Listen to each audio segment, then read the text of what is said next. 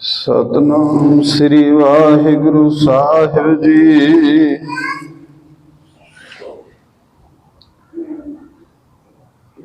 तिलक जंजू राखा प्रभुता का, कीनो बड़ो कलू में साका। साधन हेत इति जिन करी, शीस दिया पर सीना उचरी। धर्म हेत साका जिन किया, शीस दिया पर सिर ना दिया। तेग बहादुर की चलत, भयो जगत को शोक। है सब जग भयो, जय जय जय सुरलोक। जिसमें अमृत ज्ञान है मानक भगत बैराग। गुरु ग्रंथ साहिब उदद, बंदो कर अनुराग। एक अंकार सतगुरु,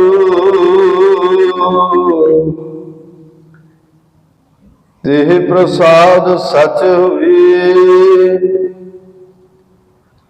वाहिगुरु जी की फतेह है,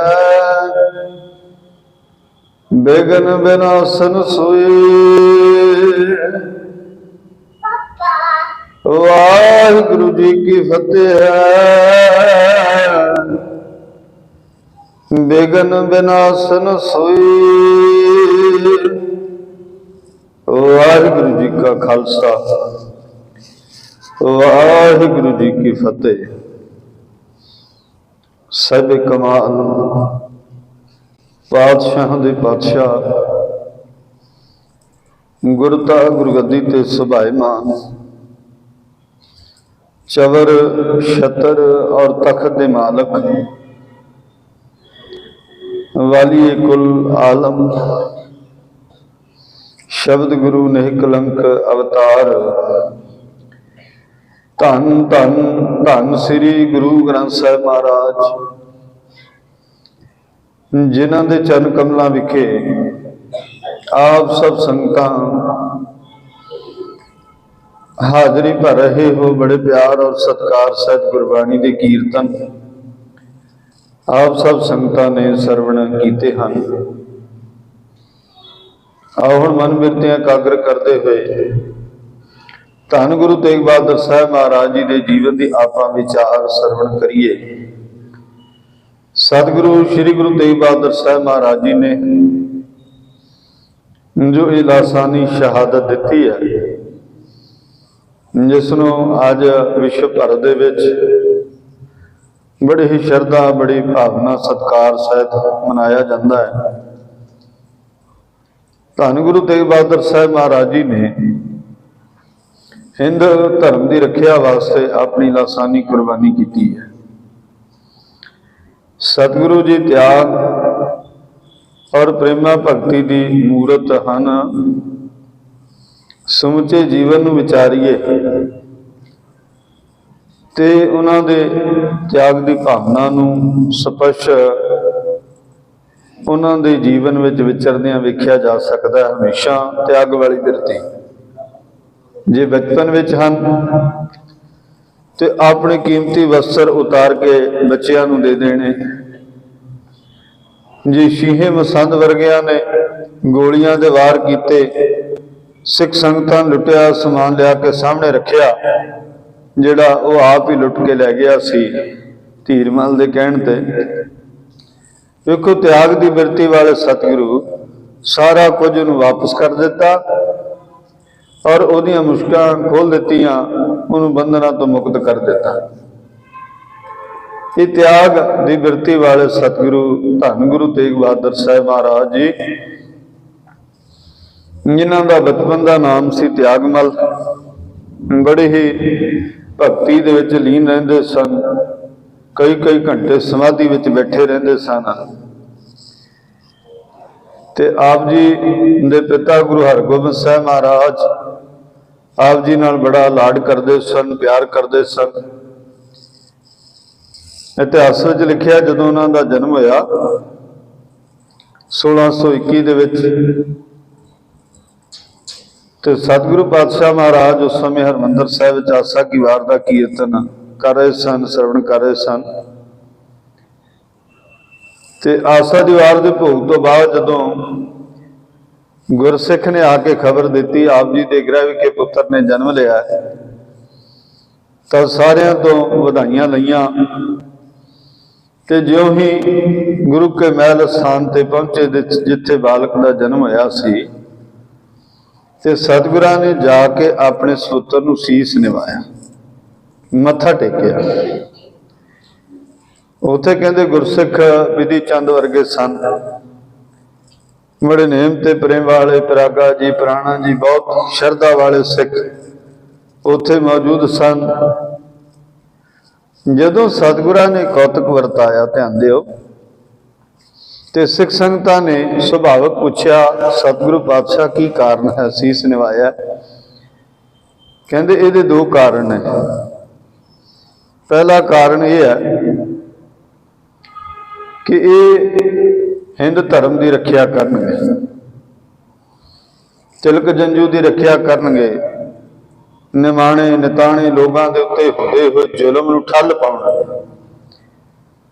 ਇਹ ਬੜੇ ਬਲਿਦਾਨੀ ਹੋਣਗੇ, ਆਪਣੇ ਪ੍ਰਾਣਾਂ ਤੱਕ ਨੂੰ ਕੌਮ ਦੇ ਉੱਤੋਂ, ਧਰਮ ਦੇ ਉੱਤੋਂ ਔਰ ਧਰਮ ਦੀ ਰੱਖਿਆ ਲਈ ਨਿਸ਼ਾਵਰ ਕਰ ਦੇਣਗੇ। ਇਸ ਕਰਕੇ ਇਹਨਾਂ ਨੂੰ ਸੀਸ ਨਿਵਾਇਆ।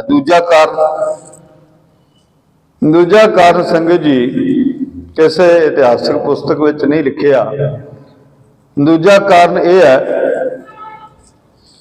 ਕਿ ਸਤਿਗੁਰੂ ਗੁਰੂ ਹਰਗੋਬਿੰਦ ਸਾਹਿਬ ਮਹਾਰਾਜ 1644 ਵਿੱਚ ਜੋਤੀ ਜੋਤ ਸਮਾਉਂਦੇ, ਪਰ ਉਹਨਾਂ ਨੂੰ ਗੱਦੀ ਮਿਲਦੀ ਹੈ ਗੁਰੂ ਤੇਗ ਬਹਾਦਰ ਸਾਹਿਬ ਮਹਾਰਾਜ ਜੀ ਨੂੰ 1664 ਦੇ ਵਿੱਚ। ਤੇ ਗੁਰਗੱਦੀ ਦੇਣ ਲੱਗਿਆ ਗੁਰੂ ਦੀ ਇਹ ਪਰੰਪਰਾ ਰਹੀ ਹੈ ਕਿ ਹਮੇਸ਼ਾ ਜਿਸ ਨੂੰ ਗੁਰੂ ਥਾਪਿਆ ਜਾਂਦਾ ਹੈ, ਗੁਰਗੱਦੀ ਤੇ ਬਿਠਾਇਆ ਜਾਂਦਾ ਹੈ, ਉਸ ਵਿੱਚ ਜੋਤ ਵਿਦਮਾਨ ਕੀਤੀ ਜਾਂਦੀ ਹੈ, ਤੇ ਉਸ ਨੂੰ ਆਪਣਾ ਸੀਸ ਝੁਕਾ ਕੇ 5 ਪੈਸੇ ਨਾਰੀਅਲ ਰੱਖ ਕੇ ਨਗਮਸਤਕ ਹੋਇਆ ਜਾਂਦਾ, ਮੱਥਾ ਟੇਕਿਆ ਜਾਂਦਾ, ਫਿਰ ਪ੍ਰਕਰਮਾ ਕੀਤੀਆਂ ਜਾਂਦੀਆਂ ਨੇ। ਗੁਰੂ ਨਾਨਕ ਸਾਹਿਬ ਜੀ ਨੇ, ਗੁਰੂ ਅੰਗਦ ਸਾਹਿਬ ਜੀ ਨੇ, ਗੁਰੂ ਅਮਰਦਾਸ ਜੀ ਨੇ, ਗੁਰੂ ਰਾਮਦਾਸ ਸਾਹਿਬ ਜੀ ਨੇ, ਗੁਰੂ ਅਰਜਨ ਦੇਵ ਜੀ ਮਹਾਰਾਜ, ਸਾਰੇ ਹੀ ਗੁਰੂ ਸਾਹਿਬਾਨ ਜਿੰਨੇ ਹੋਏ ਨੇ 9 ਪਾਤਸ਼ਾਹੀਆਂ ਤੱਕ, ਉਹਨਾਂ ਨੇ ਇਸ ਤਰ੍ਹਾਂ ਸੀਸ ਝੁਕਾਇਆ, ਮੱਥਾ ਟੇਕਿਆ ਤੇ ਪ੍ਰਕਰਮਾ ਕੀਤੀ। ਦੇਖੋ, ਪਹਿਲਾ ਕਾਰਨ ਸਪਸ਼ਟ ਹੈ ਕਿ ਇਹ ਬਲਿਦਾਨੀ ਹੋਣਗੇ, ਆਪਣੇ ਪ੍ਰਾਣਾਂ ਦੀ ਆਹੂਤੀ ਦੇਣਗੇ। ਪਹਿਲਾ ਕਾਰਨ ਬਿਲਕੁਲ ਸਪਸ਼ਟ ਹੈ। ਦੂਜਾ ਕਾਰਨ ਸਤਿਗੁਰਾਂ ਨੇ ਅਗਿਆਤ ਰੱਖਿਆ, ਕਿਸੇ ਨੂੰ ਜ਼ਾਹਰ ਨਹੀਂ ਹੋਣ ਦਿੱਤਾ। ਤੇ ਗੁਰੂ ਪਾਤਸ਼ਾਹ ਮਹਾਰਾਜ ਜੀ ਨੇ ਮੱਥਾ ਇਸ ਕਰਕੇ ਟੇਕਿਆ ਕਿ ਗੁਰੂ ਹਰਿਕ੍ਰਿਸ਼ਨ ਸਾਹਿਬ ਮਹਾਰਾਜ ਕੇਵਲ ਇਹਨਾਂ ਨੂੰ ਹੁਕਮ ਦੇ ਤੌਰ ਤੇ ਹੀ ਗੁਰਗੱਦੀ ਥਾਪ ਦੇਣਗੇ। ਬਾਬਾ ਬਸੇ ਜੇ ਗ੍ਰਾਮ ਬਕਾਲੇ ਬਨ ਗੁਰ ਸੰਗਤ, ਬਨ ਗੁਰ ਸਗਲ ਸੰਗਤ ਸੰਭਾਲੇ। ਪਰ ਮੱਥਾ ਟੇਕਣ ਦੀ ਗੱਲ ਨਹੀਂ ਹੋਣੀ ਉੱਥੇ। ਕਹਿੰਦੇ ਹੋ, ਕਹਿੰਦੇ ਵੀ ਮੱਥਾ ਨਹੀਂ ਟੇਕਣਾ, ਕੇਵਲ ਗੁਰਗੱਦੀ ਦਾ ਐਲਾਨ ਕਰ ਦੇਣਾ। ਐਲਾਨ ਕਰਨ ਸਮੇਂ ਗੁਰਗੱਦੀ ਦੇ ਉਦੋਂ ਗੁਰੂ ਸਾਹਿਬ ਤੋਂ ਕੋਲ ਨਹੀਂ ਹੋਣੇ। ਇਸ ਕਰਕੇ ਮੈਂ ਹੀ ਇਹਨਾਂ ਨੂੰ ਸੀਸ ਝੁਕਾਤਾ, ਮੱਥਾ ਟੇਕ ਦਿੱਤਾ। ਦੇਖੋ, ਇਸ ਗੱਲ ਨੂੰ ਆਪਾਂ ਸਾਧਾਰਨ ਬਿਰਤੀ ਵਾਲੇ ਨਹੀਂ ਸਮਝ ਸਕਦੇ। ਗੁਰੂ ਪ੍ਰਤੱਖ ਨੇ, ਗੁਰੂ ਨਾਨਕ ਦੀ ਗੁਰਤਾ ਗੁਰਗੱਦੀ ਤੇ ਬੈਠੇ ਨੇ, ਸੁਭਾਏਮਾਨ ਨੇ, ਸਭ ਤਰ੍ਹਾਂ ਦੇ ਗਿਆਤਾ ਨੇ। ਸਰਵ ਕਲਾ ਕਾ ਗਿਆਤਾ ਕਿਹਨੂੰ ਕਿਹਾ? ਗੁਰੂ ਨੂੰ ਕਿਹਾ। ਸਰਵ ਕਲਾ ਸੰਪੂਰਨ ਕਿਹਨੂੰ ਕਿਹਾ? ਗੁਰੂ ਨੂੰ ਕਿਹਾ। ਤੇ ਗੁਰੂ ਸਰਬ ਕਲਾ ਸੰਪੂਰਨ ਹੈ, ਸਮਰੱਥਾਵਾਨ ਹੈ, ਸਭ ਤਰ੍ਹਾਂ ਦੀ ਯੋਗਤਾ ਹੈ, ਸਭ ਤਰ੍ਹਾਂ ਦੇ ਆਉਣ ਵਾਲੇ ਸੰਸਾਰ ਦਾ ਉਹਨਾਂ ਨੂੰ ਗਿਆਨ ਹੈ।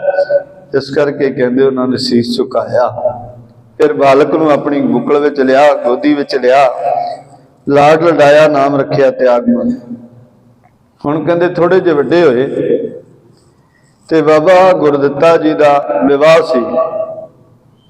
ਆਪ ਜੀ ਦੀ ਮਾਤਾ ਨਾਨਕੀ ਸੀ ਨਾ, ਜੋ ਉਹਨਾਂ ਨੇ ਹੀਰਿਆਂ ਜੜੀ ਨਾ ਇੱਕ ਪੁਸ਼ਾਕ ਬਾਲਕ ਤਿਆਗਮਲ ਨੂੰ ਪਹਿਨਾ ਦਿੱਤੀ। ਤਿਆਗਮਲ ਨੂੰ ਜਦੋਂ ਇਹ ਪੁਸ਼ਾਕ ਪਹਿਨਾਈ, ਦੂਰ ਪਤਾ ਨਹੀਂ ਕਿੱਥੇ ਤੱਕ ਨਿਗਾਹ ਗਈ ਤੇ ਇੱਕ ਬਾਲਕ ਵੇਖਿਆ ਜਿਸ ਦੇ ਤਨ ਦੇ ਉੱਤੇ ਕੱਪੜੇ ਨਹੀਂ ਸੀ। ਉਹਦੇ ਵੱਲ ਦੌੜੇ, ਜਾ ਕੇ ਆਪਣੀ ਉਹ ਪੁਸ਼ਾਕ ਉਤਾਰੀ ਤੇ ਉਸ ਬਾਲਕ ਨੂੰ ਪਹਿਨਾ ਦਿੱਤੀ ਤੇ ਵਾਪਸ ਆ ਗਏ। ਮਾਤਾ ਨੇ ਨੰਗਾ ਤਨ ਵੇਖਿਆ ਤੇ ਕੋਈ ਹੋਰ ਪੁਸ਼ਾਕ ਪਹਿਨਾ ਦਿੱਤੀ। ਪੁੱਛਿਆ, ਪੁੱਤਰ ਪੁਸ਼ਾਕ ਕਿੱਥੇ ਉਤਾਰੀ ਹੈ? ਕਹਿੰਦੇ ਜੀ ਕਿਸੇ ਲੋੜਵੰਦ ਦਾ ਤਨ ਢੱਕਣ ਵਾਸਤੇ ਆਪਣੀ ਪੁਸ਼ਾਕ ਉਤਾਰ ਕੇ ਉਸ ਨੂੰ ਪਹਿਨਾ ਦਿੱਤੀ ਹੈ। ਵੇਖੋ ਤਿਆਗ ਦੀ ਬਿਰਤੀ ਬਚਪਨ ਤੋਂ। ਸਮਾਧੀ ਵਿੱਚ ਲੀਨ ਦੋ ਗੱਲਾਂ ਗੁਰੂ ਤੇਗ ਬਹਾਦਰ ਸਾਹਿਬ ਮਹਾਰਾਜ ਜੀ ਦੀਆਂ ਬੜੀਆਂ ਪ੍ਰਚਲਿਤ ਰਹੀਆਂ ਨੇ, ਇੱਕ ਸਿਮਰਨ ਔਰ ਬੰਦਗੀ, ਦੂਜਾ ਤਿਆਗ। ਤੇ ਇਹ ਗੱਲਾਂ ਬਚਪਨ ਤੋਂ ਹੀ ਸਨ, ਬਿਲਕੁਲ ਬਚਪਨ ਤੋਂ ਹੀ ਉਹਨਾਂ ਦੇ ਕੋਲ ਤਿਆਗ ਦੀ ਬਿਰਤੀ ਵੀ ਹੈ। ਨਾ ਮਾਇਆ ਦਾ ਮੋਹ, ਨਾ ਪਦਾਰਥਾਂ ਦਾ ਮੋਹ, ਪਰ ਭਜਨ ਬੰਦਗੀ ਦੇ ਵਿੱਚ ਸੁਰਤੀ ਬੜੀ ਜੁੜਦੀ ਸੀ, ਪਰਮਾਤਮਾ ਦੇ ਨਾਮ ਵਿੱਚ ਸੁਰਤੀ ਜੁੜਦੀ, ਸਮਾਧੀ ਵਿੱਚ ਲੀਨ ਰਹਿੰਦੇ ਸਨ। ਤੇ ਇੱਕ ਹੋਰ ਵਿਸ਼ੇਸ਼ ਗੱਲ, ਗੁਰੂ ਹਰਗੋਬਿੰਦ ਸਾਹਿਬ ਮਹਾਰਾਜ ਆਪ ਦੇ ਪਿਤਾ ਜੀ ਹਮੇਸ਼ਾ ਆਪ ਜੀ ਤੇ ਨਿਗਰਾਨੀ, ਸਨੇਹ ਔਰ ਪਿਆਰ, ਆਪਣਾ ਲਾਡ ਲਡਾਉਂਦੇ ਰਹਿੰਦੇ ਸਨ।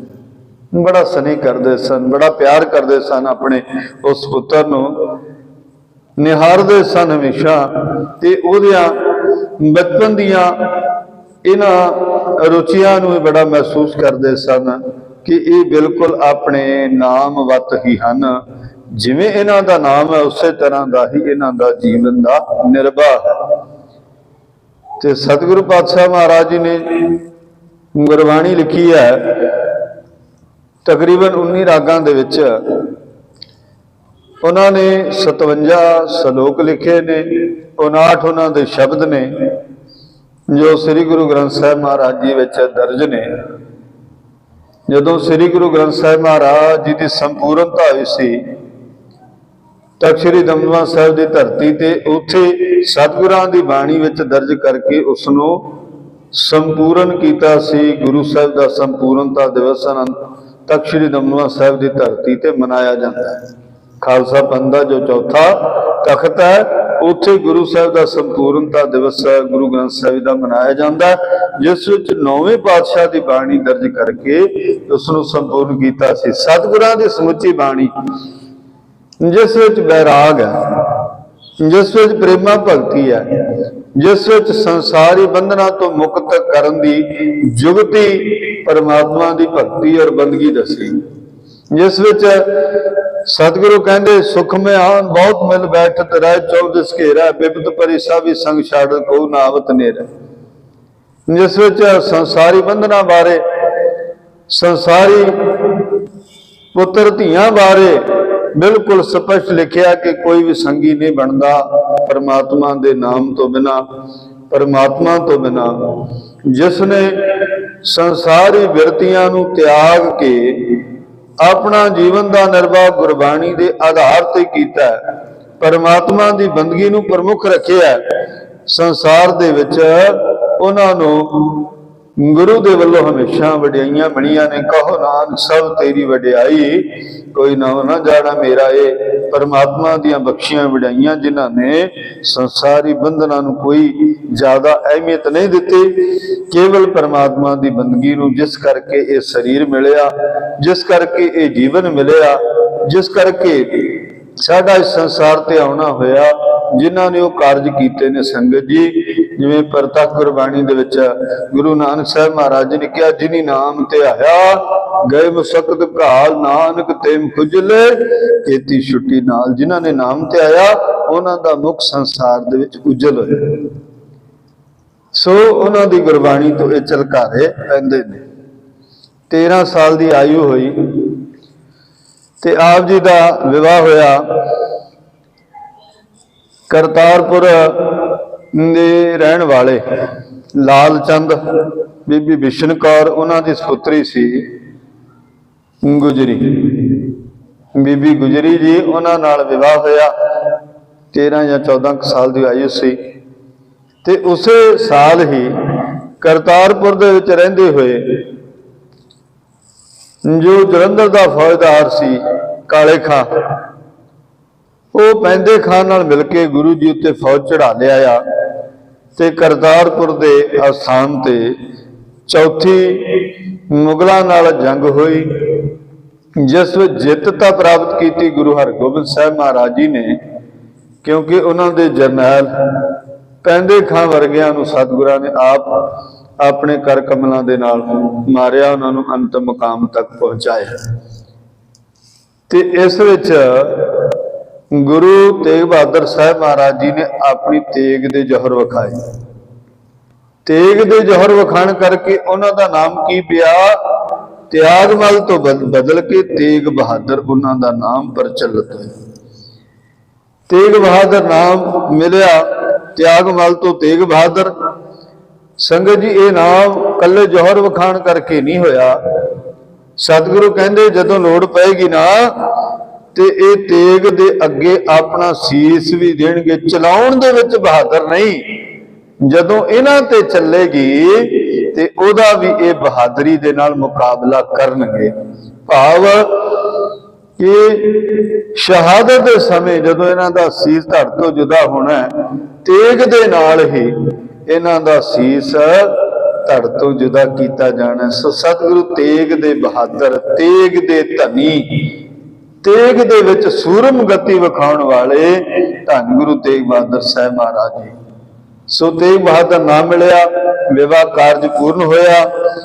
ਜਦੋਂ ਸਾਰੇ ਕਾਰਜ ਪੂਰਨ ਹੋਏ, ਗੁਰੂ ਹਰਗੋਬਿੰਦ ਸਾਹਿਬ ਮਹਾਰਾਜ ਜੀ ਨੇ ਬਚਨ ਕੀਤਾ, ਕਹਿੰਦੇ ਜੀ ਤੁਸੀਂ ਹੁਣ ਚਲੇ ਜਾਓ ਬਕਾਲੇ ਨਗਰ ਦੇ ਵਿੱਚ, ਉੱਥੇ ਜਾ ਕੇ ਰਹੋ, ਉੱਥੇ ਜਾ ਕੇ ਪਰਮਾਤਮਾ ਦੀ ਬੰਦਗੀ ਕਰੋ, ਨਾਮ ਸਿਮਰਨ ਕਰੋ, ਗੁਰੂ ਨਾਨਕ ਦੀਆਂ ਸਿੱਖਿਆਵਾਂ ਦਾ ਪ੍ਰਚਾਰ ਕਰੋ। ਇਹ ਬਚਨ ਕਹਿ ਕੇ ਉੱਥੇ ਭੇਜ ਦਿੱਤਾ। ਸਤਿਗੁਰੂ ਜੀ ਆਪਣੀ ਮਾਤਾ ਨਾਨਕੀ ਜੀ ਦੇ ਨਾਲ, ਆਪਣੀ ਧਰਮ ਪਤਨੀ ਗੁਜਰੀ ਜੀ ਦੇ ਨਾਲ ਗੁਰੂ ਤੇਗ ਬਹਾਦਰ ਸਾਹਿਬ ਮਹਾਰਾਜ ਆ ਗਏ ਕਿੱਥੇ? ਬਾਬੇ ਬਕਾਲੇ ਨਗਰ ਦੇ ਵਿੱਚ। 1534 ਦੇ ਵਿੱਚ 1634 ਦੇ ਵਿੱਚ ਆਏ ਨੇ ਤੇ ਇੱਥੇ ਹੀ ਇਹਨਾਂ ਨੂੰ 1664 ਵਿੱਚ ਗੁਰਗੱਦੀ ਮਿਲੀ ਹੈ। 30 ਸਾਲ ਦਾ ਸਮਾਂ ਇੱਥੇ ਰਹੇ ਤੇ ਇਹਨੇ ਸਮੇਂ ਵਿੱਚ ਬੰਦਗੀ ਵੀ ਕਰਦੇ ਰਹੇ ਨੇ, ਪਰਮਾਤਮਾ ਦਾ ਨਾਮ ਹੀ ਜਪਦੇ ਰਹੇ ਨੇ ਤੇ ਨਾਲ ਨਾਲ ਧਰਮ ਦਾ ਪ੍ਰਚਾਰ ਵੀ ਕਰਦੇ ਸਨ ਤੇ ਗੁਰੂ ਨਾਨਕ ਦੇ ਸਿਧਾਂਤ ਮੁਤਾਬਕ ਸੰਗਤ ਜੀ ਕਿਰਤ ਵੀ ਕਰਦੇ ਰਹੇ।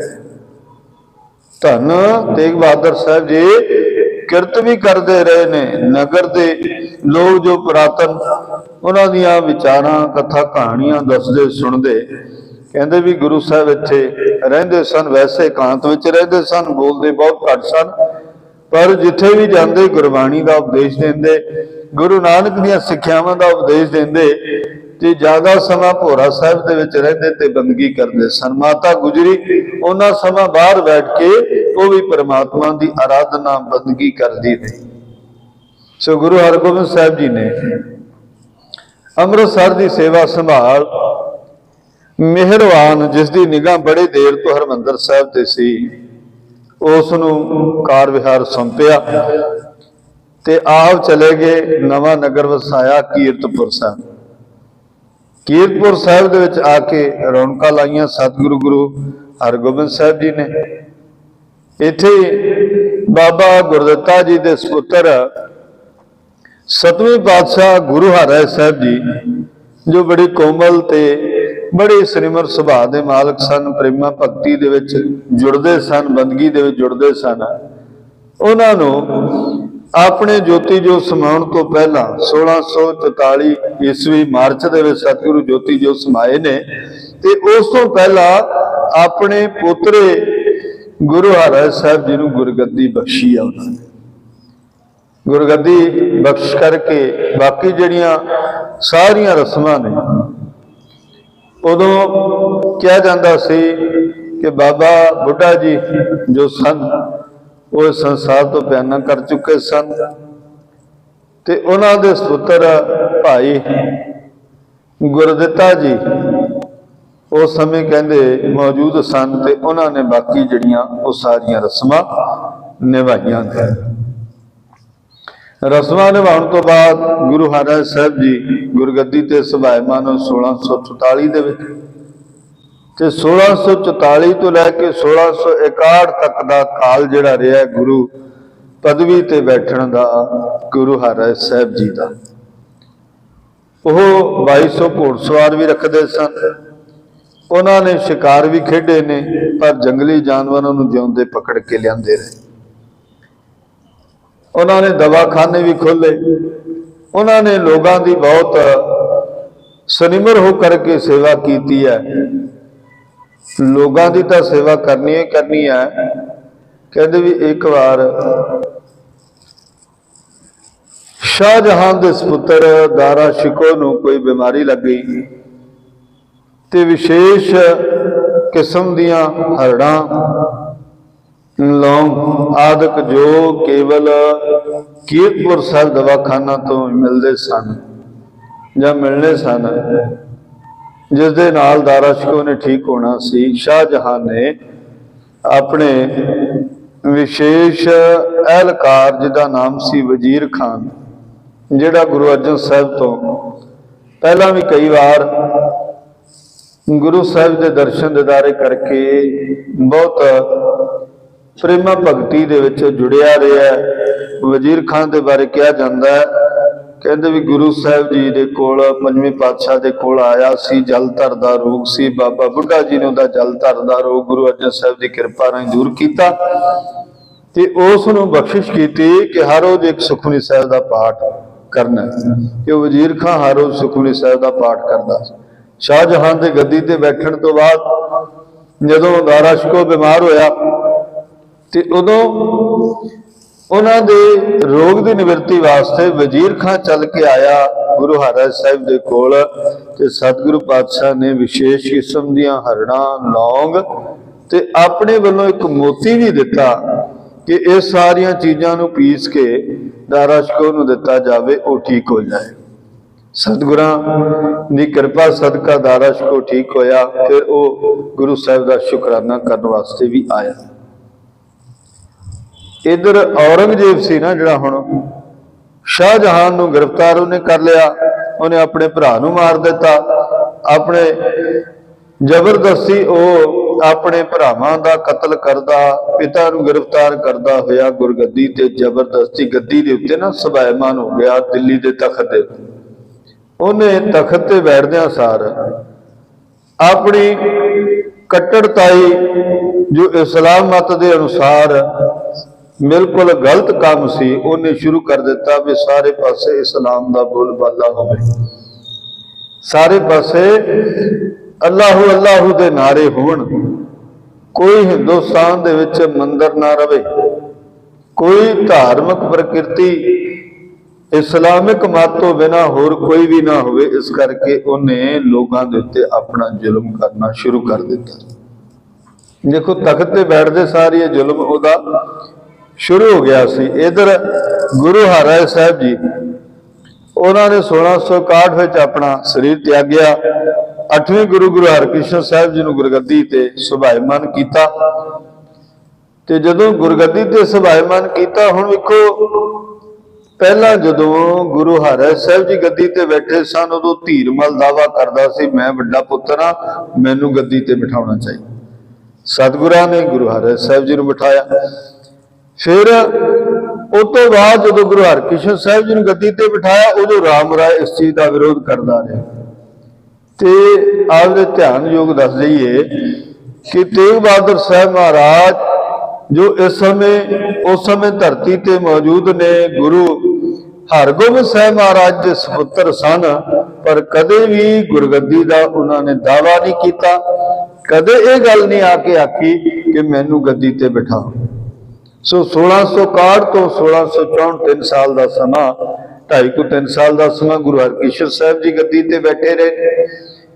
ਤੇ ਜਦੋਂ ਆਪਣੇ ਅੰਤਲੇ ਪੜਾਅ ਦੇ ਉੱਤੇ ਪਹੁੰਚੇ ਨੇ ਤੇ ਸਿੱਖ ਸੰਗਤਾਂ ਨੇ ਪੁੱਛਿਆ, ਜਦੋਂ ਉਹਨਾਂ ਨੇ ਸਰੀਰ ਤਿਆਗਣ ਦੀ ਗੱਲ ਹੋਈ, ਕਹਿੰਦੇ ਵੀ ਅਗਲੇ ਗੁਰੂ ਕੌਣ ਹੋਣਗੇ? ਤਾਂ ਸਤਿਗੁਰਾਂ ਨੇ 5 ਪੈਸੇ ਨਾਰੀਅਲ ਰਹਿ ਕੇ ਹੱਥ ਵਿੱਚ, ਬਾਬਾ ਬਸੇ ਜੇ ਗ੍ਰਾਮ ਬਕਾਲੇ ਬਨ ਗੁਰ ਸੰਗਤ ਸਕਲ ਸੰਭਾਲੇ, ਸ੍ਰੀ ਗੁਰੂ ਪ੍ਰਤਾਪ ਸੂਝ ਗ੍ਰੰਥ ਦੇ ਵਿੱਚ ਲਿਖਿਆ। ਕਹਿੰਦੇ ਵੀ ਅਗਲੇ ਗੁਰੂ ਬਕਾਲੇ ਗ੍ਰਾਮ ਦੇ ਵਿੱਚ ਨੇ, ਰਿਸ਼ਤੇ ਵਿੱਚ ਕੀ ਲੱਗਦੇ ਨੇ? ਸਾਡੇ ਬਾਬਾ ਜੀ। ਹੁਣ ਇਹ ਬਚਨ ਸੁਣਨ ਦੀ ਗੱਲ ਸੀ, ਤੁਰੰਤ ਧੀਰਮਲ ਵਰਗੇ, ਰਾਮ ਰਾਏ ਵਰਗੇ, ਮਿਹਰਬਾਨ ਉਹਦਾ ਪੁੱਤਰ ਹਰ ਜੀ, ਕਹਿੰਦੇ 22 ਮੰਜੀਦਾਰ ਆ ਗਏ। ਕਿੱਥੇ? ਬਾਬੇ ਬਕਾਲੇ ਵਿੱਚ 22 ਮੰਜੀਆਂ ਢਾਹ ਕੇ ਬੈਠ ਗਏ, ਆਪੋ ਧਾਪੀ ਦੇ ਵਿੱਚ ਗੁਰੂ ਬਣ ਕੇ ਬੈਠ ਗਏ। ਹੁਣ ਜਦੋਂ ਇਹ ਬਚਨ ਕੀਤੇ ਨੇ ਤੇ ਭਾਈ ਦਰਗਾਹ ਮੱਲ ਜੀ ਸਨ ਉੱਥੇ, ਜਿਹੜੇ ਗੁਰੂ ਸਾਹਿਬ ਦੇ ਕੋਲ ਸਨ, ਜਿਨ੍ਹਾਂ ਦੇ ਸਨਮੁਖੇ ਬਚਨ ਹੋਏ। ਸਾਰੀਆਂ ਵਸਤਾਂ ਇੱਕ ਥਾਲ ਵਿੱਚ ਰੱਖੀਆਂ। ਦਿੱਲੀ ਦੀਆਂ ਸੰਗਤਾਂ ਨੂੰ ਜੋ ਗੁਰੂ ਪ੍ਰਤੀ ਸ਼ਰਧਾ ਰੱਖਦੀਆਂ ਸਨ, ਉਹਨਾਂ ਨੂੰ ਨਾਲ ਲਿਆ। ਗੁਰੂ ਸਾਹਿਬ ਦਾ, ਗੁਰੂ ਹਰਕ੍ਰਿਸ਼ਨ ਸਾਹਿਬ ਜੀ ਦਾ ਸੰਸਕਾਰ ਕੀਤਾ ਗਿਆ ਰਕਾਬਗੰਜ ਦੇ ਸਥਾਨ ਤੇ, ਜਿੱਥੇ ਗੁਰੂ ਹਰਕ੍ਰਿਸ਼ਨ ਸਾਹਿਬ ਮਹਾਰਾਜ ਦਾ ਦੇਹੁਰਾ ਵੀ ਬਣਿਆ ਹੋਇਆ। ਸਾਰੀਆਂ ਉੱਥੇ ਰੀਤਾਂ ਰਸਮਾਂ ਨਿਭਾਉਣ ਤੋਂ ਬਾਅਦ ਸਾਰੀਆਂ ਸੰਗਤਾਂ ਕਿੱਥੇ ਆ ਗਈਆਂ? ਬਕਾਲੇ ਨਗਰ ਦੇ ਵਿੱਚ। ਜਦੋਂ ਬਕਾਲੇ ਨਗਰ ਦੇ ਵਿੱਚ ਆਈਆਂ, ਇੱਥੇ ਆ ਕੇ ਉਹਨਾਂ ਦੀ ਹੈਰਾਨੀ ਦੀ ਹੱਦ ਨਾ ਰਹੀ ਜਦੋਂ ਆ ਕੇ ਵੇਖਿਆ 22 ਮੰਜੀਦਾਰ ਬੈਠੇ ਨੇ। ਇਹਨਾਂ ਸਾਰਿਆਂ ਦੇ ਜੋ ਪ੍ਰਮੁੱਖ ਸੀ ਧੀਰਮਲ, ਰਾਮ ਰਾਏ, ਹਰ ਜੀ, ਜਿਹੜੇ ਸੋਢੀ ਕੁਲ ਦੇ ਵਿੱਚੋਂ ਸਨ। ਹੁਣ ਜਦੋਂ ਸੰਗਤਾਂ ਆਈਆਂ, ਆ ਕੇ ਹੁਣ ਗੁਰਗੱਦੀ ਦੀ ਰਸਮ ਕਰਨੀ ਹੈ। ਜੇ ਇੱਕ ਹੋਵੇ ਗੁਰੂ ਤੇ ਸਪਸ਼ਟ ਹੋ ਜਾਵੇ ਵੀ ਇਹਨੂੰ ਹੀ ਗੁਰਗੱਦੀ ਦੇਣੀ ਹੈ, ਪਰ ਨਹੀਂ। ਹੁਣ ਬਾਬਾ ਵੀ ਬਚਨ ਕਹੇ ਨੇ, ਜਿਹੜਾ ਸੰਗਤ ਜੀ ਧੀਰਮਲ ਹੈ, ਉਹ ਰਿਸ਼ਤੇ ਵਿੱਚ ਗੁਰੂ ਹਰਕ੍ਰਿਸ਼ਨ ਸਾਹਿਬ ਜੀ ਦੇ ਤਾਇਆ ਲੱਗਦੇ ਨੇ, ਬਾਬੇ ਦੇ ਥਾਂ ਲੱਗਦੇ ਹੀ।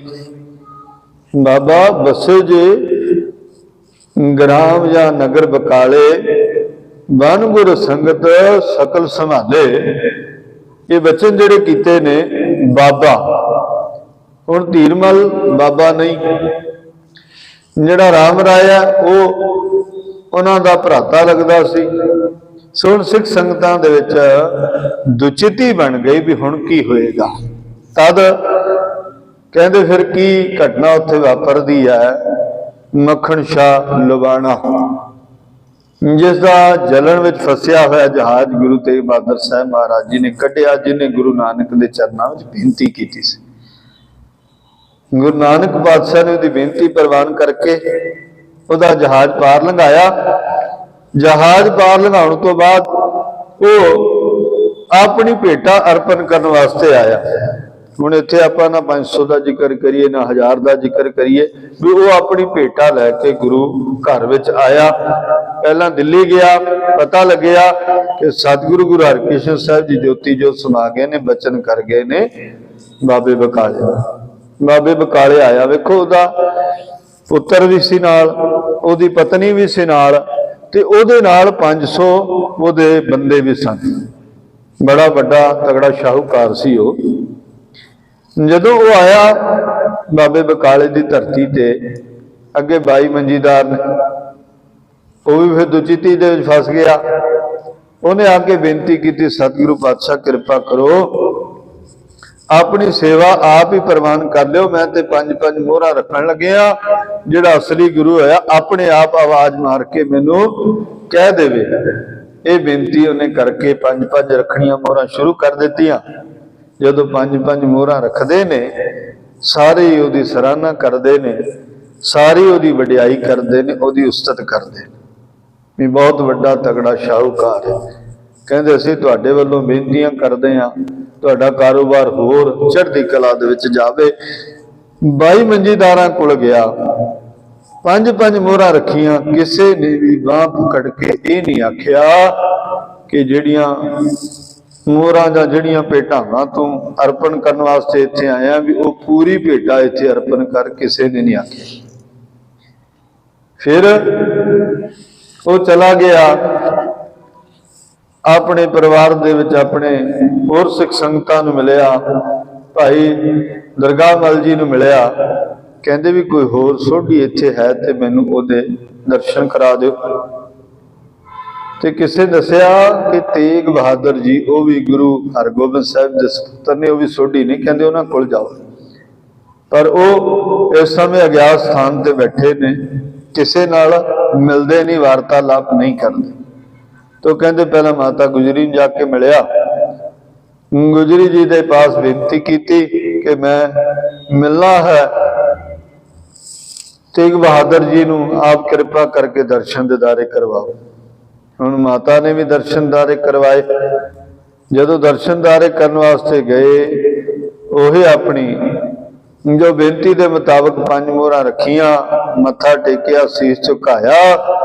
सतगुरां ने आवाज दी, कहंदे बई पूरी भेटा रखनी चाहिए है, अधूरी भेटा नहीं। 500 कह के 5 मोहरा रखदा पिया, ये भली गल नहीं, उचित गल नहीं। जदों गुरु साहब ने यह कहा, उदों ही उन्होंने पता लग्या भी यही है पूरन गुरु। ते कोठे चढ़ के आवाजा दिता, गुरु ला दो रे, गुरु ला दो। गुरु मिल गया। सो सिख संगतां आईयां कोल, आके मत्था टेकिया, 5 पैसे नारियल रख के शीश झुकाया। हुण इत्थे गुरु ने नहीं मत्था टेकिया, क्यों ध्यान दिओ, गुरु हरकृष्ण साहब महाराज जी ने ते बचन ही कीता सी ना। मत्था किने टेकिया सी? गुरु हरगोबिंद साहब महाराज जी ने जदों जन्म होया सी, पहले ही मत्था टेक दिता सी। नहीं तो गुरु बनने समय प्रक्रिया निभाई जाती सी, मत्था टेक के परिक्रमा कीतियां जांदियां सन, फिर अगला गुरु निर्धारित किया जाता सी, जो बिल्कुल गद्दी ते बिठा करके बाकी रस्मां जिहड़ियां हुंदियां सन वो बाबा बुढ़ा जी दे वल्लों जां उन्हां दी कुल विचों निभाईयां जांदियां सन। सो इत्थे भाई गुरदित्ता जी सन, उन्हां ने फिर बाकी जिहड़ियां रस्मां ने वो निभाईयां ते गुरु पदवी मिली गुरु 9वें पातशाह महाराज जी। तो गुरु बन के जिहड़ियां भेटावां सिख संगतां ने भेटा कीतियां, होरां ने भेटा कीतियां, कहंदे बहुत माया दे मार लग गए। हुण धीरमल ने शीए मसंद नूं गंढिया, कहंदे भी सारियां जिहड़ियां रस्तां बस्तां रात नूं चोरी करना। वो चोरी करके लै गया। जदों चोरी करके लैके गया, सिख संगतां नूं पता लग्या ते उहदे कोलों सारियां वापस लिआंदियां। ते उहने सवेरे गोली दा वार कीता सतगुरु दे उत्ते, मत्थे ते छू के ना गोली वो कंध दे विच जाके वजी। सतगुरु उस वार तो बच रहे ते उहनूं पकड़ लिया गया। उहदियां मुश्कां बन के सारा लुटिया समान सतगुरां दे चरनां विच लिया के रखिया। सतगुरां ने कहा भी इहदियां मुश्कां खोल दिओ। त्यागी बिरती सी, ये माया लैण वास्ते आया, इहनूं माया दिओ, आपां की करनी है, होर आ जाई। ये तो माया लैण वास्ते आया ना, इहदी बिरती जिहड़ी है ना, ये माया इहनूं दे दिओ, क्योंकि इहनूं भेजण वाला धीरमल उहदी सुरती भी माया दे विच ही है। कहंदे ये सारियां चीज़ां इन्हां नूं वापस कर दे। वापस कीतियां ते उहनूं भी छड्ड दिता। वो धीरमल कोल गया, जदों धीरमल गुस्से दे विच अग बबूला हुंदा, उहनूं कहंदा भी गुरु साहिब दे कोल तूं मेरा नां क्यों लिया? हुण धीरमल दे कोल जाके वो शीया मसंद कहंदा गुरु दे विच किन्नी करुणा है, मेरा लुटिया हुआ सारा समान मैनूं वापस भी कर दिता है, मैनूं फड़ भी लिया सी, छड्ड भी दिता है, ते तूं केवल नाम लैण ते मैनूं इन्ना गुस्सा हुंदा पिया, गुस्से दे विच अग बबूला हुंदा पिया। तेरे विच ते गुरु दे विच फिर बड़ा फर्क है। गुरु दे विच समर्थ है, गुरु दे विच करुणा है, गुरु दे विच कृपा है। तद कहते सिख संगतां नूं फिर गुरु साहिब जी ने उत्थे दर्शन दिते ते उत्थों फिर सतगुरां ने चाले पाए।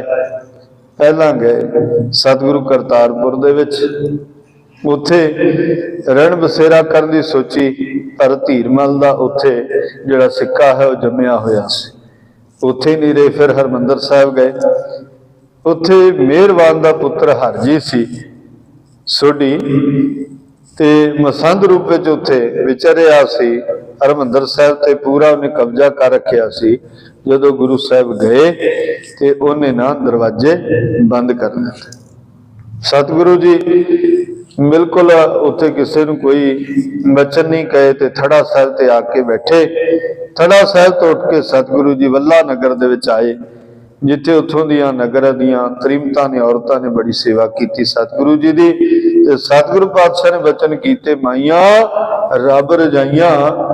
सतगुरु पातशाह महाराज जी ने उन्होंने रब वालों रजियां हुईयां दा खिताब दिता ते अंबर सरिये दे परथाए गया। कहते भी अंबर सरिये नहीं, ये ते तृष्णा रोक करके अंतर सड़िए हैं, इन्हां दा अंदर सड़िया होया है। सतगुरां दे वचन भी अंबर सरिये नहीं, ये ते अंतर सड़िए ने, अंदर इन्हां दा सड़िया। उथों फिर सतगुरु जी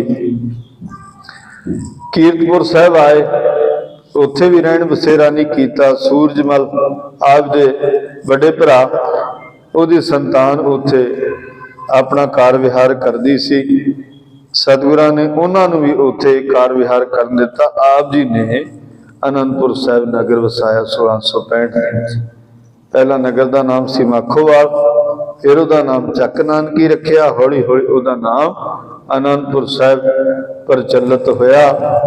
ते आनंदपुर साहिब दे विच आके सतगुरां ने फिर टिकाणे कीते पक्के अस्थान उत्थे बनाए। सिख संगतां हुण गुरु 9वां पातशाह दे कोल आउण लगियां। थोड़े ही दिनां दे विच सिख संगतां दी आमद वधण लगी।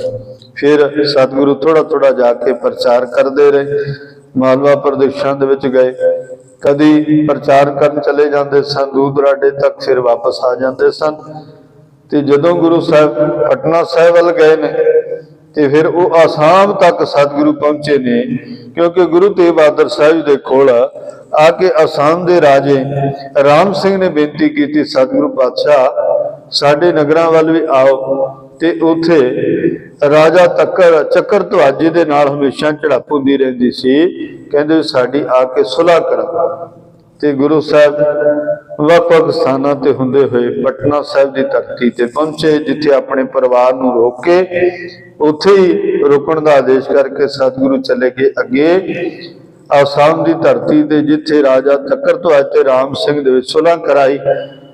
सुलह कराउण तो बाद उन्होंने उन्होंने इलाके वंडे ते उन्होंने फिर एक बड़ा थड़ा बनाया, मिट्टी इकट्ठी करके उस स्थान को धोबड़ी साहिब के नाम नाल याद किया जाता। गुरु तेग बहादुर साहिब जी का वो स्थान है। 2 साल का समा उत्थे रहे, गुरु नानक दी सिक्ख्यावां दा प्रचार किया। आसाम दे विच गए, ढाका बंगलादेश तक गए सतगुरु जी, दूर दूर प्रदेशों तक। उन्होंने बांगड़ प्रदेश कहा जाता है, हिंदुस्तान के इलाके ने। इन्नी दूर तक सतगुरां ने प्रचार किया। 2 साल का समा उत्थे रहे। इन्ने समय 1666 ईस्वी दे विच आपदे गृह विखे पुत्र ने जन्म लिया, गोबिंद राय जी। ते सतगुरु पातशाह ने अपने पुत्र दे पहली बारी भी निहारिया नहीं, वेखिया नहीं। ते जदों पता लग्या पंजाब दे विच औरंगजेब ने हरकतां तेज कर दित्तियां ने, ते फिर सतगुरु जी 2 साल बाद पंजाब की धरती ते वापस आए। इत्थे फिर गुरु साहब 5 साल दे समय बाद अपने पुत्र गोबिंद राय जी नूं, जो पटना साहिब दे विच सन, वो अपने पुत्र नूं 5 साल बाद मिलते हैं। पहली बारी मिल के गोबिंद राय उन्होंने चरण स्पर्श करते हैं, मत्था टेकते हैं। एक तो गुरु रूप विच और एक पिता के रूप विच पूरा उन्होंने सन्मान करते। पर यह समा 4 साल का ही उन्होंने विच रहा। फिर पंडित कृपा राम की अगवाई विच कश्मीरी पंडित आए, क्योंकि शेर अफगान जो औरंगजेब का तैनात किया सी कश्मीर दे विच, जिहड़ा ਮੁਸਲਮਾਨ ਸਾਰਿਆਂ ਨੂੰ ਬਣਾਈ ਜਾਂਦਾ ਸੀ, ਮੰਦਰਾਂ ਨੂੰ ਢਾਈ ਜਾਂਦਾ ਸੀ, ਮਸੀਤਾਂ ਕਾਇਮ ਕਰੀ ਜਾਂਦਾ ਸੀ, ਤੇ ਉਹਨੇ ਕਸ਼ਮੀਰ ਦੇ ਬ੍ਰਾਹਮਣਾਂ ਨੂੰ, ਪੰਡਤਾਂ ਨੂੰ ਮਾਰਨਾ ਸ਼ੁਰੂ ਕਰ ਦਿੱਤਾ। ਜਿਹੜਾ ਮੰਨ ਜਾਂਦਾ ਉਹਦੀ ਸੁਨਤ ਕਰ ਦਿੰਦੇ, ਜਿਹੜਾ ਨਹੀਂ ਮੰਨਦਾ ਉਹਨੂੰ ਮਾਰ ਦਿੰਦੇ ਸਨ। ਇਹ ਪ੍ਰਕਿਰਿਆ ਕਾਫੀ ਸਮੇਂ ਤੱਕ ਚੱਲਦੀ ਰਹੀ। ਫਿਰ ਉਹਨਾਂ ਪੰਡਤਾਂ ਨੇ ਇੱਕ ਥਾਂ ਤੇ ਮੀਟਿੰਗ ਕੀਤੀ ਤੇ ਉਹ ਸਾਰੇ ਗੁਰੂ ਤੇਗ ਬਹਾਦਰ ਸਾਹਿਬ ਦੇ ਕੋਲ ਚੱਲ ਕੇ ਆਏ। ਸਤਿਗੁਰੂ ਪਾਤਸ਼ਾਹ ਮਹਾਰਾਜ ਜੀ ਨੇ ਉਹਨਾਂ ਦੀ ਬਾਂਹ ਪਕੜੀ ਤੇ ਕਿਹਾ ਕਿਸੇ ਮਹਾਂਪੁਰਖ ਦੇ ਬਲੀਦਾਨ ਦੀ ਹੁਣ ਲੋੜ ਹੈ। ਤਦ ਗੋਬਿੰਦ ਰਾਏ ਨੇ ਵੀ ਆਖਿਆ ਵੀ ਤੁਹਾਡੇ ਤੋਂ ਵੱਡਾ ਮਹਾਂਪੁਰਖ ਹੋਰ ਕੌਣ ਹੋ ਸਕਦਾ। ਫਿਰ ਗੁਰੂ ਸਾਹਿਬ ਜੀ ਨੇ ਔਰੰਗਜ਼ੇਬ ਤਾਈਂ ਇਹ ਸੁਨੇਹਾ ਭਿਜਵਾ ਦਿੱਤਾ ਗਿਆ ਕਿ ਅਸੀਂ ਇਹਨਾਂ ਦੀ ਬਾਂਹ ਪਕੜੀ ਹੈ, ਤੁਸੀਂ ਸਾਨੂੰ ਮੁਸਲਮਾਨ ਬਣਾ ਦਿਓ, ਅਸੀਂ ਇਹਨਾਂ ਨੂੰ ਆਪਣੇ ਆਪ ਇਹ ਸਾਡੇ ਪਿੱਛੇ ਮੁਸਲਮਾਨ ਬਣ ਜਾਣਗੇ। ਉਹ ਫਿਰ ਥੋੜਾ ਜਿਹਾ ਰੁਕ ਗਏ, ਕਹਿੰਦੇ ਵੀ ਇੱਕ ਨੂੰ ਬਣਾਉਣਾ ਹੁਣ ਸੌਖਾ ਹੈ, ਬਾਕੀਆਂ ਦੇ ਉੱਤੇ ਫਿਰ ਜ਼ੁਲਮ ਉਹਨਾਂ ਨੇ ਰੋਕ ਦਿੱਤਾ। ਤੇ ਗੁਰੂ ਤੇਗ ਬਹਾਦਰ ਸਾਹਿਬ ਮਹਾਰਾਜ ਆਪ ਉੱਥੋਂ ਚੱਲ ਕੇ ਗ੍ਰਿਫਤਾਰ ਹੋਣ ਵਾਸਤੇ ਗਏ। ਆਗਰੇ ਦੇ ਸਥਾਨ ਤੇ ਉਹਨਾਂ ਨੂੰ ਗ੍ਰਿਫਤਾਰ ਕੀਤਾ ਗਿਆ, ਫਿਰ ਦਿੱਲੀ ਲਿਆਂਦਾ ਗਿਆ। ਦਿੱਲੀ ਉਹਨਾਂ ਨੂੰ ਇੱਕ ਪਿੰਜਰੇ ਦੇ ਵਿੱਚ ਰੱਖਿਆ ਗਿਆ। ਉਹ ਪਿੰਜਰਾ ਗੋਲ ਆਕਾਰ ਦਾ ਸੀ, ਬੌਲ ਦੀ ਤਰ੍ਹਾਂ ਦਾ, ਤੇ ਉਹਦੇ ਵਿੱਚ ਨਾ ਸੂਲਾਂ ਲੱਗੀਆਂ ਹੋਈਆਂ ਸੀ। ਅੰਦਰ ਨਾ ਤੇ ਬੈਠਾ ਜਾ ਸਕਦਾ ਸੀ, ਨਾ ਚੰਗੀ ਤਰ੍ਹਾਂ ਖੜਾ ਹੋਇਆ ਜਾ ਸਕਦਾ ਸੀ, ਨਾ ਹੀ ਵਿੱਚ ਲੇਟਿਆ ਜਾ ਸਕਦਾ। ਸੋ ਤਸੀਹੇ ਦੇਣ ਵਾਸਤੇ ਇਹ ਉਹਨਾਂ ਨੇ ਪਿੰਜਰਾ ਤਿਆਰ ਕੀਤਾ, ਅੰਦਰ ਸੂਲਾਂ ਲੱਗੀਆਂ ਹੋਈਆਂ ਸਨ, ਜਿਸ ਵਿੱਚ ਗੁਰੂ ਸਾਹਿਬ ਵੇਖੋ ਸ਼ਾਂਤ ਬਿਰਤੀ ਦੇ ਗੁਰੂ ਸਾਹਿਬ ਉਹਦੇ ਵਿੱਚ ਟਿਕੇ ਰਹੇ ਤੇ ਭਜਨ ਬੰਦਗੀ ਕਰਦੇ ਰਹੇ। ਸੋ 10 ਨਵੰਬਰ ਦੀ ਸਵੇਰ ਤੋਂ ਗੁਰੂ ਸਾਹਿਬ ਦੇ ਸਾਹਮਣੇ ਪਹਿਲਾਂ ਭਾਈ ਮਤੀ ਦਾਸ ਜੀ ਨੂੰ ਸ਼ਹੀਦ ਕੀਤਾ ਗਿਆ। ਆਰਿਆਂ ਨਾਲ ਸਰੀਰ ਨੂੰ 2 ਫਾੜ ਕੀਤਾ ਗਿਆ। ਕਹਿੰਦੇ ਸ਼ਹੀਦ ਕਰਨ ਤੋਂ ਪਹਿਲਾਂ 3 ਸ਼ਰਤਾਂ ਰੱਖਦੇ ਸਨ।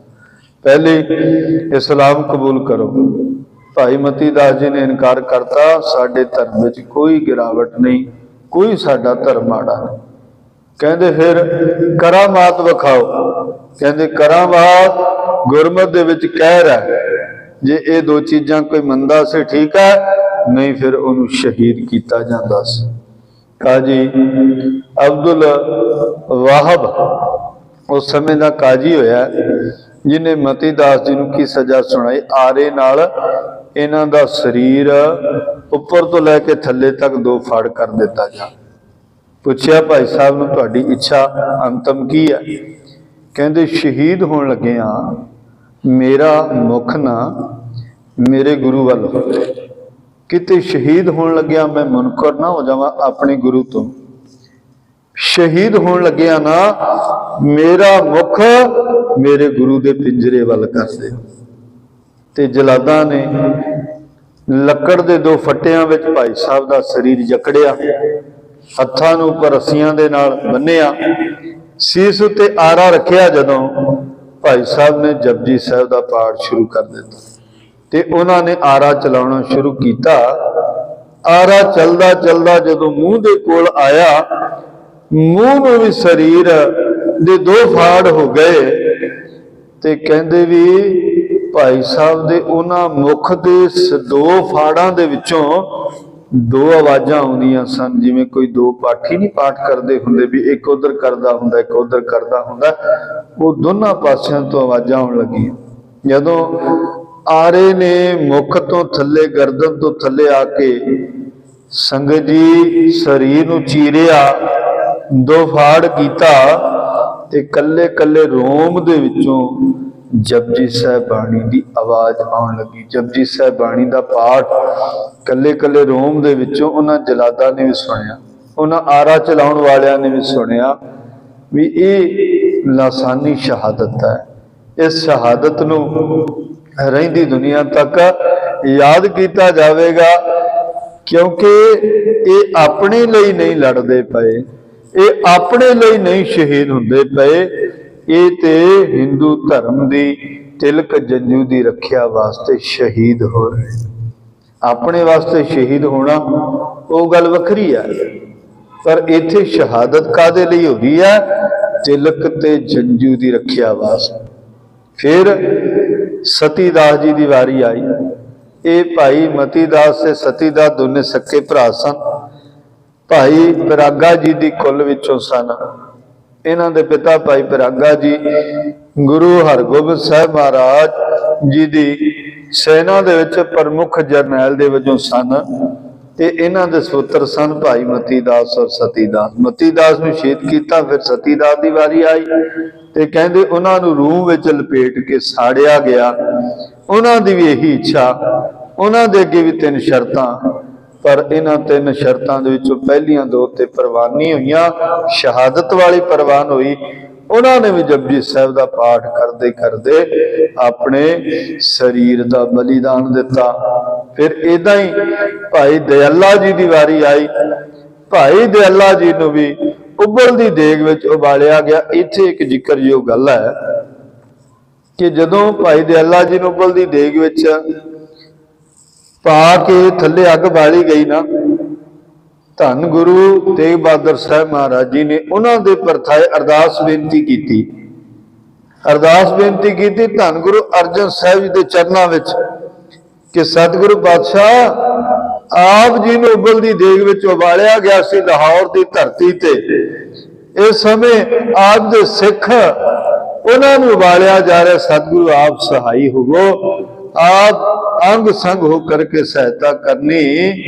ये शहादत आप जी ने प्रवान कर लैनी। सो भाई दयाला जी ने भी उबलते उबलते जपजी साहब के पाठ नूं संपूर्णता तक लैके गए। ते फिर जिहड़ा शरीर अंदर जल गया चंगी तरह, बिल्कुल जल दे विच ही उन्हां दा शरीर जिदा घुल गया। संगत जी ते इस तरह उन्होंने भी अपने प्राण निछावर किए। फिर अगली सवेर वारी सी गुरु तेग बहादुर साहब महाराज जी। जदों गुरु तेग बहादुर साहब महाराज जी नूं शहीद करन लगे, अमृत वेले का समा होया। सतगुरु पातशाह महाराज जी नूं लैके आए, बाहर उस पिंजरे दे विचों कढ़िया। जदों पिंजरे दे विचों कढ़िया, सतगुरां ने इच्छा प्रगट की कि इशनान करन दी। फिर कहंदे भी गुरुद्वारा सीसगंज है ना, जिथे पहला स्थान जिहड़ा हुण मौजूदा स्थान है, उहदे बिल्कुल ना थल्ले जाके एक पुरानी पुरातन खूही है, अज भी उहदे दर्शन दिदारे सिख संगतां करदियां ने। उत्थे ना नाल एक बोड़ दा रुख सी। सतगुरु पातशाह ने उत्थे इशनान कीता। उस बोड़ दे रुख दे नाल एक चौंतरा बनिया होया सी, जिहड़ा उन्हां ने ताजा बनाया सी। उत्थे गुरु साहिब जी नूं बिठाउणा सी। ते इन्हें नूं सतगुरु पातशाह महाराज जी दे कोल सिख आए भाई जैता जी। जैता जी नूं सतगुरु पातशाह महाराज जी ने सेवा सौंप दी कि तुसीं सीस दी संभाल करनी है। तो भाई जैता जी बिल्कुल तैयार बर तैयार हो गए। उन्हां दे नाल भाई अड्डा जी, भाई नानू जी। ते इतिहास विच लिखिया है प्रिंसीपल सतबीर सिंह, वो कहंदे भी उन्हां दे पिता आग्या राम जी, भाई जैता जी दे पिता आग्या राम जी सन। वो दलवाली नगर दे विच रहण वाले सन।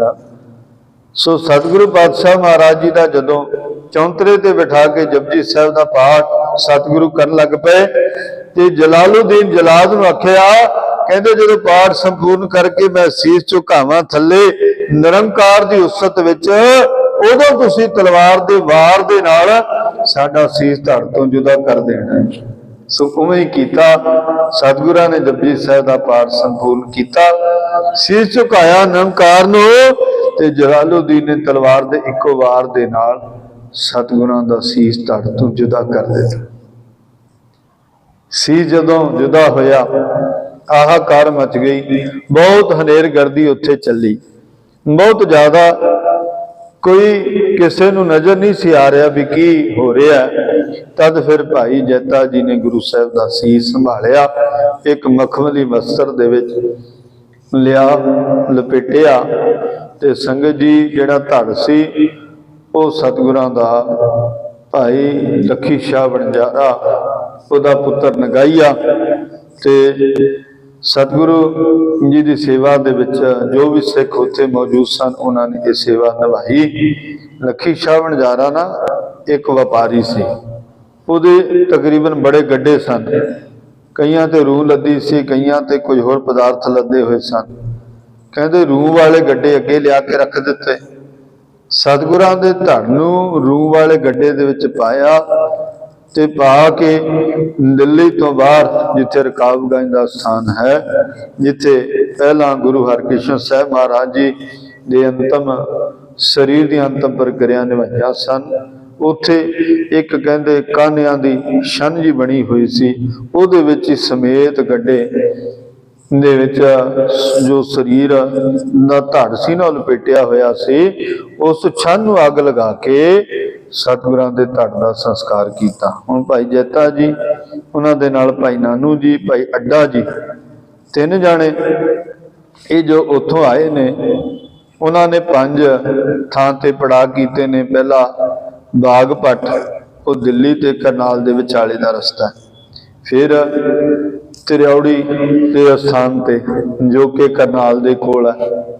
फिर आए गुरुद्वारा शीशगंज साहब अंबाला की धरती ते, फिर गुरुद्वारा नाभा साहब ते फिर उन्होंने शीश लिया कीरतपुर के स्थान ते, क्योंकि भाई जैता जी उन्होंने पता सी कि गुरु हरगोबिंद साहब जी, गुरु हरराज साहब के शरीरों का अंतिम संस्कार होया कीरतपुर साहब के स्थान ते। पर जदों उत्थे आके शीश टिकाया, गुरुद्वारा उत्थे बिबाणसर है, शीशगंज बिबाणसर, जदों उत्थे लियांदा शीश टिकाया तो फिर गुरु गोबिंद राय जी आए आनंदपुर साहब तो चल के विशेष रूप विच ते भाई जैता जी तो सतगुरां दा शीश लिया ते लैके वचन कीते, एक ऐसा निर्मल पंथ मैं सजाउणा जिहड़ा लखां दी गिणती विच खड़ा सारियां दे विच कल्ला नजर आवेगा। क्योंकि भाई नानू जी, भाई अड्डा जी ते भाई जैता जी तीन जाने शरीर लैके आए, शीश लैके आए सन। सतगुरां ने आख्या बाकी होर सिख संगतां कहंदे जी मुगल राज दा डर ही इन्ना सी, उन्होंने कहा सी भी गुरु साहब के शरीर नूं धड़ नूं दिल्ली दे विच रोलना, ठुड्डे मारने ने, तां जो आउण वालियां नस्लां नूं पता लग सके कि मुगल राज का विरोध करने वाले दा असीं की हशर करदे। पर कहंदे नर चाहत कछ और है की और है पई, बंदा कुछ होर चाहुंदा पर होर दा कुछ होर ही हो जाता है। ते ओ उथे शीश और धड़ ही लभदे रह गए, पर सतगुरां दे शीश नूं और धड़ नूं दोनां नूं संभालिया गया पूरे सत्कार दे नाल। उन्हां दा इस तरह आनंदपुर साहब दे विच और धड़ दा रकाबगंज दे स्थान ते 2 थावां ते देखो गुरु 9वें पातशाह दा शरीर दा 2 थावां ते संस्कार होया संगत जी। फिर उत्थों विवान ते सुभाईमान करके शीश नूं लियांदा गया आनंदपुर साहब दी धरती ते, गुरुद्वारा शीशगंज और दमदमा साहब दे बिल्कुल विचाले उथे स्थान दे उत्ते संस्कार किया गया। सतगुरु पातशाह महाराज जी ने गुरबाणी के पाठ किए, अरदास बेनती की, कड़ा प्रसाद आदि वरता के गुरु साहब के धड़ का संस्कार किया। सो देश कौम के लिए बड़ी माण की गल, तिलक जंजू राखा प्रभ तांका, कीनो बड़ो कलू मैं साका। तेग बहादुर सी किरिया करी न किन्हु आन, कहते तेग बहादुर के चलत भयो जगत को शोक, है सब जग भयो जय जय जय सुरलोक। सतगुरु पातशाह महाराज जी की शहादत जो आप सब संगतां ने श्रवण की है, निक बेनती हो संगत जी प्रवान करो। सर्वा संगतां दा धन्नवाद। आओ 2 मिनट वास्ते मूल मंत्र वाहिगुरु मंत्र का आपां जाप करिए, जावे जुड़ के फिर संपूर्णता होगी। बुलाओ फतेह। वाहिगुरु जी का खालसा वाहिगुरु जी की फतेह। वाहिगुरु वाहिगुरु वाहिगुरु वाहिगुरु वाहिगुरु वाहिगुरु वाहिगुरु वाहिगुरु ਵਾਹਿਗੁਰੂ ਵਾਹਿਗੁਰੂ ਵਾਹਿਗੁਰੂ ਵਾਹਿਗੁਰੂ ਵਾਹਿਗੁਰੂ ਵਾਹਿਗੁਰੂ ਵਾਹਿਗੁਰੂ